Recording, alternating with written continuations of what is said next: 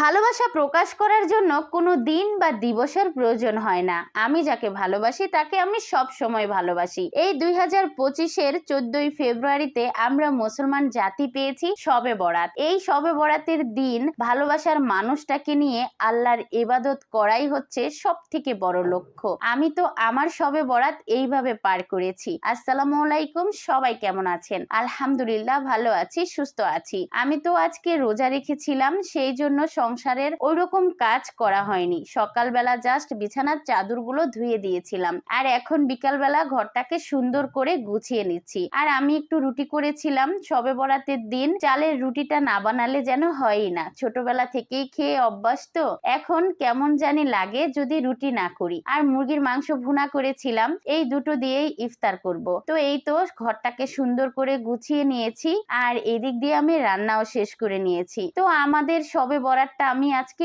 এইভাবে পালন করেছি। প্রিয় মানুষকে নিয়ে আল্লাহর ইবাদতের মাধ্যমেই যদি শবে বরাত আর ভালোবাসা দিবস পালন করা যায়, তাহলে ক্ষতি কি বলেন? ভালোবাসা হোক শুধুমাত্র আমার আল্লাহর জন্য। আল্লাহর জন্য ভালোবাসা প্রকাশ করেন, দেখবেন জীবন এমনিতেই সুন্দর হয়ে যাবে। আজকের ভিডিওটা আমি এখানেই শেষ করছি। এতক্ষণ ধৈর্য ধরে ভিডিওটা দেখার জন্য ধন্যবাদ সবাইকে। আসসালামু আলাইকুম, আল্লাহ হাফেজ।